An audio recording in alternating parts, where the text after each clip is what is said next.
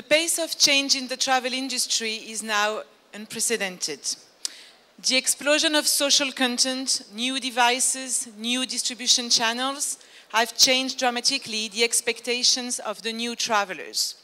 Focusrite is the leading authority in the travel research space, and we deliver our findings every year through our two events, the Global Focusrite Conference in the US and the European Focusrite event in Dublin in May, which will take place from the 12th to the 14th of May 2015. The new travel leaders must understand their segment, but they must not guess. They must be knowledgeable, insightful, and now connected. They must understand their competition, but also anticipate disruptive new travel trends. So let's take a look at the online travel penetration by region. This year, Europe matched the online travel penetration with the US, and will even surpass that figure with the years coming ahead. Latin America, Asia Pacific show a growth much stronger. However, those markets are still lagging and are still behind Europe and the US, where we were a couple of years ago. In Europe, Germany and the UK are the engines of growth. In Spain, we have seen signs of a strong recovery coming ahead. Italy and France are more lagging now and have shown flat results, or in certain cases, even decline. So now if we take a look at the Spanish travel market and its online growth rates, as you can see, the online travel penetrations have jumped from 33% and will reach 39% in 2016. The total travel market has grown by 5% in 2013 and another 6% in 2014, reaching now 22.6 billion euros, with our expectations for this year coming along. In regards to the OTAs, they've jumped with a growth of 14% between 2013 and 2014, after watching 2 years of very slow growth on the market. That's thanks to OTAs, thanks to mobile shares rising, thanks to a recession that has had an impact on the OTAs, helping them to gain more consumers shopping around much more than before. Now, if you look at the OTA's market share in Spain, like on the other European markets, Booking is by far the leaders. If we look at gross bookings, Booking owns 51% of the market shares. Just behind Bookings, Odigeo, Bravofly with the Roomba Group, and Logi Travel with each 8% of the market shares. As I just mentioned, OTAs benefited from the recession, attracting more travelers who are shopping around. However, those same travelers are shopping around the OTAs, but more and more booking through the suppliers' direct sites, who are becoming much more aggressive those days with mobile applications, but also airlines, for example, lowering their commission rate. So all those had an impact on their market shares. OTAs like Odigeo's, for example, are much more at risk because their business model is still based on airlines distribution. So when you look at the Spanish online travel market in regards to OTAs, for 2016, the suppliers' direct shares are representing now 54% compared to 52% today. That has increased because all those suppliers, as I just said, are becoming much more aggressive on the market. So the Spanish travel market today, that's in a nutshell what it represents. This research is part of a much, much larger project that we publish every year that is called the European Online Travel Overview, where we look at each of the key European markets, UK, Germany, Spain, France, Scandinavia, and Italy, and where we report our findings, the trends on each of those markets, and the market shares online versus offline. So some of the key findings will be that the Spanish travel market will reach 24 billion euros in 2016. So we're definitely showing signs of rebound in the economy in Spain, which obviously has an impact on the travel industry. Online distribution channels, both web and mobile, are growing at the expense of the offline channel. In 2013, a third of all travel bookings were made online, and this will climb to 39% in 2016. The low-cost market is growing much faster than any other segment in Spain. Hotel gross bookings totaled 12.2 billion euros in 2014, the country's largest travel segment. Hotel transactions represent 30% of all online supplier direct bookings in Spain. Mobile is becoming more and more important for all suppliers across the market and accounted for 8% of online travel bookings in 2014. This percentage will double within the next 2 years. Spain hotel bookings grew by 3% in 2013, and we expect a growth of another 4% in 2014 numbers. Booking.com will only continue to gain shares and still benefit from a very fragmented market. So that was a very quick snapshot of the Spanish online travel market today. This was an introduction to the largest piece of research that we are going to publish this week, which is called the Spain's Rising Class of Tech-Savvy Hotel Chains, and that we are publishing for Fitur in partnership with ITH. So I will now introduce you to Luke Bujarski, our Director of Research, who will present you the key findings of this paper. This white paper is free and is available for you after this presentation. You can come and get the link from us, and you can download it, as I said, for free, or buy the full report if you're interested in the findings. Thank you very much.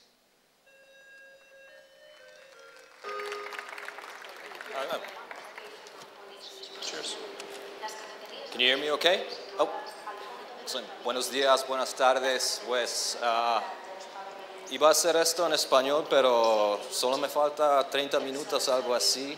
Entonces mejor que lo hacemos en inglés, creo. Pero, good afternoon, everybody. Thank you so much. Pleasure to be here today. Very excited to present some of the key findings of some very recent research that we've conducted on the Spanish hotel segment in particular.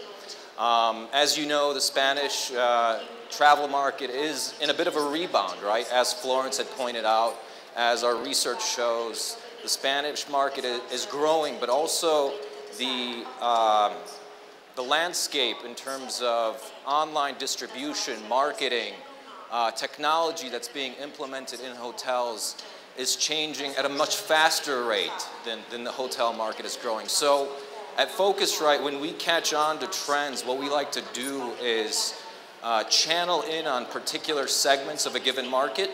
And in this case, we wanted to focus on Spain, but a very particular segment of the Spanish hotel market, namely brands like Roommate Hotels, Vinci Hotels, Bed for You. These hotels are what we considered very unique in the market, and we'll explain to you why as the presentation goes on. But really, more than anything, this research that we conducted is really in response to the changes in how people are shopping for travel, and really where people are staying, right? And how hotels are really dealing with these huge changes that we're seeing in terms of social media and its impact on influencing the customer when shopping for travel. Things like buzzwords like last-minute bookings, the millennial traveler, right? The bleisure traveler, right? How many of you are going to take a couple of days in Madrid to go shopping this weekend? Anybody? No? All right. See? So, you know, but ultimately, where are you going to stay, right? I mean, there's the classic hotel, but there are also disruptive models like Airbnb, you know, boutique hotels that are pulling business away from the traditional hotel model, right? So all these things are probably pretty familiar to you. So what we wanted to do is ultimately investigate how this kind of unique brand of hotel, unique type of hotel here in Spain namely what we call the digital natives, right, of Spain. These hotels are part of a study that we did that ultimately focused on brands that are less than 10 years old, that were essentially born in the age of the internet, right? That don't have a lot of the baggage in terms of best practices and partnerships that might impact their ability to implement technology from a sales and distribution perspective. So we administered a survey in October of last year, focused on 15 brands in Spain, representing over 130 properties, primarily focused on the business traveler, largely in part due to the fluctuations in the economy that they've been experiencing. So there's a unique angle that these hotels have really had to take to really attract their core clientele, right? So we found some really interesting findings that I'd love to share with you today. And here's some of the themes that we looked at, things that you're definitely familiar. Online versus online bookings, right? Offline versus online bookings. Direct versus indirect sales. Shopping and buying, and how hotels are differentiating between these two in terms of marketing strategy and booking strategy. The list goes on. And really, it's been a great experience to see what these hotels are doing. But in our research, really what we wanted to do is ask some core questions about the accommodation sector in general, and to really use this as a case study for hotels globally, right? And some of these fundamental questions that we asked are things like, what is a web-savvy hotel, right? What defines a good online sales distribution strategy for a hotel? So question number one, web-savvy, is it synonymous with online bookings, right? So if you think you're a good, if you have a good online strategy, is that synonymous with online bookings? So here we're ultimately talking about customer acquisition, right? And whether or not a hotel prefers traditional channels, i.e. telephone, email, or even traditional travel agents and tour operators versus digital channels, OTAs, websites, right? And what we found within this particular group of hotels is that, in fact, online bookings do capture a large portion of those bookings, right? 59% come from these online channels. And when you look at supplier direct versus OTA, this number is 49%, on top of traditional things like GDS, right? 49% OTA, supplier website. That's about 10% higher than the European average, or more like, let's say, 14%. On average, Europeans, let's say the typical European hotel gets about 33% of their bookings from OTA and web channels. Here we have a group of hotels that gets about 49% from supplier direct and OTA channels. So in fact, this group of hotels does capture a lot from online, but at the same time, offline continues to be a very influential portion of that. So we also wanted to look at which channels grew the most in 2014, and how these hotels are going to prioritize their investments when it comes to sales channels and how they're going to market these channels. And we see that while direct web was the number one priority in 2000, or grew the fastest in 2014, second to OTA, OTAs being second fastest. What we see in 2015 is that the priority falls not on online, but direct sales, right? Telephone and email were a bigger priority for hotels, for this particular group of hotels, than online bookings, right? Maybe that might not come as a surprise for you, but it's good to see what this particular group of hotels is thinking when it comes to overall strategy and priorities. Another question, is web savvy synonymous with direct sales, right? There's a lot of hype about the internet and how true or false, whether or not it's true is to be questioned, but the internet and online being able to free hotels from their third-party distribution partners. So let's see what that looks like. This particular group, we saw that indirect sales, in fact, still captured a large portion of reservations, 60%, versus 40% direct, right? At the same time, there were extremes in this distribution kind of spectrum, right? Where you have brands that might get 60% of their hotel bookings by telephone and email. Others might get 6%.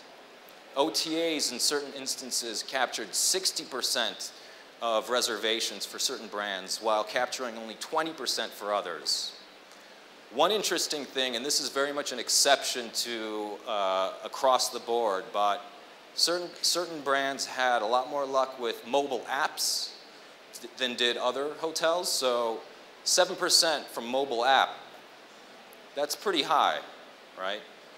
Most brands were pretty much nil at that point. So we ask ourselves, looking at mobile, right? I mean, everybody's talking about mobile. Everybody here has a smartphone, obviously. You probably booked your hotel on your smartphone these days. So we wanted to see what these web-savvy hotels are doing when it comes to the mobile environment and how they're integrating their presence on this particular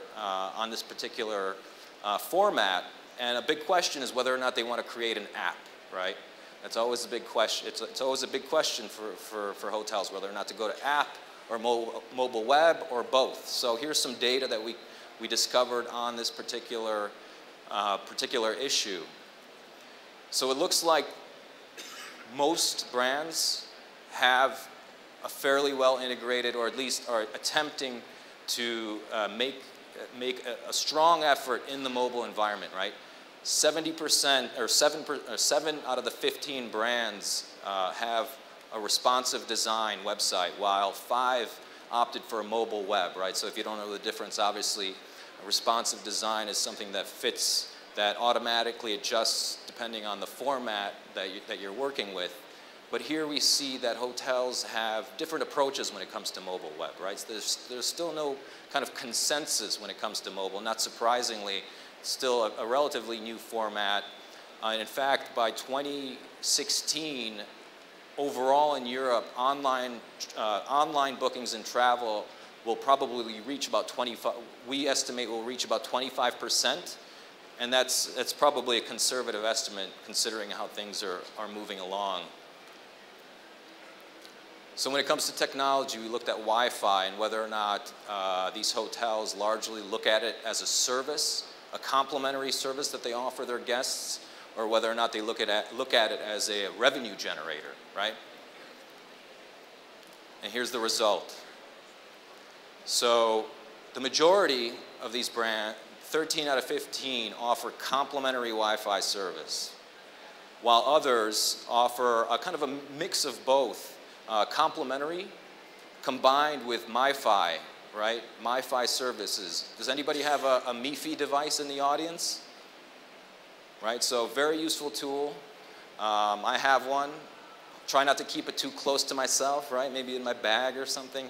You never know. But nevertheless, a very useful tool for your guests to have that experience on site, but also as they explore Madrid or they explore London, as they travel for business. They have that connectivity, that around-the-clock connectivity associated with that brand, right? And obviously, a lot of the bigger, there are cases where a lot of the bigger brands are really struggling with this right now, since it is really a revenue generator for a lot of the big traditional brands. So some interesting trends in marketing. We see that social networks, by and large, are embraced by the majority, by far the majority, really leveraging social media as a way to connect with their core customer base, really as a way to strengthen their overall online presence is widely practiced. So is online reputation, right? Really getting a good sense of what people are looking at when it comes to their profile, whether it be on social media travel review sites like TripAdvisor, blogs, all this stuff. These hotels are doing, they're on top of it, they're on their game, they're well aware of these things. But there's some other cool things happening right now in the space of content marketing, particularly in video, right? Hotels are really pushing, they're really looking for a way to engage their audience via video, and more via technology like proximity marketing, beacons, right? Looking to engage that customer even more on site via this particular technology. So here we have another perspective on the tools that these hotels are using to generate direct sales, right? And I was actually talking with a colleague right before the presentation, and she was telling me that a lot of her sales are actually driven via Facebook. So she gets a lot of requests via Facebook, but then she has to in turn go and process those reservations, send those reservations over to the reservation desk. There's a lot of interesting ways that these different media can really capture an audience. Social media obviously very strong in that context. Content marketing, it seems as though either hotels do it or they don't, right? It's kind of a all or nothing game when it comes to content marketing. And probably, it's a conscious effort, even though this group of hotels has similarities, each of them really have different strategies and different, essentially different core clientele that they might be trying to reach. One thing that we found very interesting was that certain number of these brands.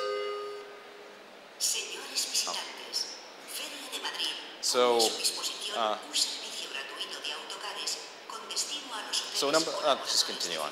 So a number of these brands are getting tired of, not tired, but maybe somewhat weary of the traditional search engine marketing, search engine optimization type marketing strategies that may or may not be getting more expensive in certain markets, looking at other channels like social media, meta search to really build more traffic to their websites and ultimately building their online presence, right?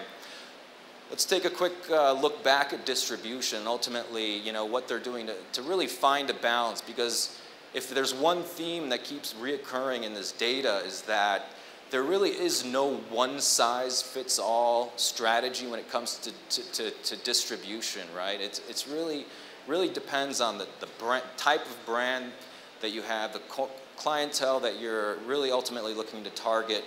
And we see that because there's a huge variety in terms of the overall distribution footprint that we see across these brands.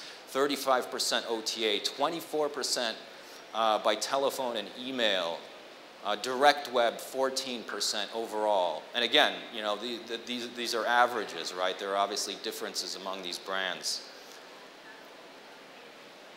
But when it comes to costs, this might be a kind of a familiar scenario for those of you that are working day to day in hotel marketing, where you try to improve, grow certain sales channels. You're ultimately pushing, it can in a way push certain costs around, right? So implementing supplier direct marketing costs money, right? Where OTAs, in a way, kind of do that for you, right? So we wanted to see if we could capture certain patterns within this group of hotels by looking at the 5 brands that had the highest amount of direct sales, and we compared those to the 5 brands that had the lowest direct sales to see if there were any patterns that emerged. And actually we did, and it's interesting to see how that may or may not impact costs, right? Because here we see, so in yellow we have brands with high direct sales. And these brands, our data show that, in fact, the more effort you put into direct marketing, the more direct sales you will get, right? But through what channels will those sales come through? Here we see that the yellow brands, the ones that put a big effort into direct marketing, got way more bookings through traditional channels, phone and email, namely, right? So you have to consider cost benefit here in terms of direct and indirect costs and how that might impact your business, right? On the other hand, where we have brands with that are more third-party dependent, the purple brands, we see that OTAs, you know, there's a much smaller share of email bookings, so that there's the variation. I think to make a long story short here, we see that, yeah, direct sales are great, but they cost money and they require a lot of effort, right? You know, whether or not they're, and here's some, you know, here's another data point that points to this aspect. You know, those brands that were third-party dependent averaged about 75% third-party, right? But while you look at the brands that have among the highest direct sales, there's still a very equal balance between direct and indirect, right? So they're really pushing, they're making a big effort to capture that 41% of direct sales, a bigger effort, right, to capture those sales. So, you know, it's a balancing act, clearly. So what are the implications for other markets, right? Ultimately, what we want to do is take this information and use it as a benchmark, as a case study for hotels everywhere, not just Spain. And one of the regions we recently looked at is the Latin American market. In November, we published a very big comprehensive report on Latin America across 6 different markets, 6 different segments, and we see ultimately this is what the market looks like in terms of size, right? We have clearly Brazil is the biggest travel market, while Mexico is second biggest. But when we look at hotels, we see that Mexico, in fact, has much larger bookings than Brazil. So, you know, that's an interesting case for, you know, whether it be the brands that we investigated or for other hotel brands, what the similarities are between Mexico and Spain, since, well, both have, you know, kind of these 2 dual markets, right? You have sol y playa, you have a beach and sun, and you have the urban hotels, right? You have the urban hotels that really mainly cater to the business class, to the business traveler, to the domestic market. And we see in Mexico that interior cities actually comprise a larger portion of hotel sales. So what are those hotels doing in that market? You know, what are they doing differently in that market that may, and what are the comparisons in terms of, you know, marketing, sales, and technology strategy in Spain versus a market like Mexico? And here we have a typical breakout in terms of distribution across the digital natives, the hotels that we ultimately surveyed. Mexico, a typical hotel in Mexico, and a typical hotel in Spain in terms of distribution, right? So clearly a big difference in how, you know, and so I think that there's a lot to learn across different markets, you know, and that's pretty much it. You know, so just to kind of summarize some conclusions, tech savvy may not always be synonymous with direct digital sales, right? It's ultimately building that brand presence, being there for the customer, having that information available to really drive sales, but not necessarily web sales. Mobile web, perhaps better for acquisition. Mobile apps, better for loyalty, perhaps, at least for now, right? Maybe the market, maybe the landscape will change at some point. Third party, not all bad. You know, there's this war, right, direct against the war being waged against the OTA. But remember, there are more and more intermediaries coming on the market by the day, right? Amazon is stepping in right now to offer travel sales. Google is stepping up its game to offer travel sales. So what does all this mean for the hotel, right? I think it may be worth keeping an open mind when it comes to longer-term strategy, distribution strategy for hotels and what their perceptions are, the relationships are with intermediaries. And again, just to kind of drive it home, is there a definitive one-size-fits-all strategy for accommodations in general? Probably not. So those are just some conclusions, and I'm going to hand it back over to Florence. No? Oh, well. No, it was basically just to say, to repeat what we say in the beginning. If you want a copy of the white paper, you can just come and see us. We'll provide you the link, and you can download the paper anytime you want. If you have any question? Thank you.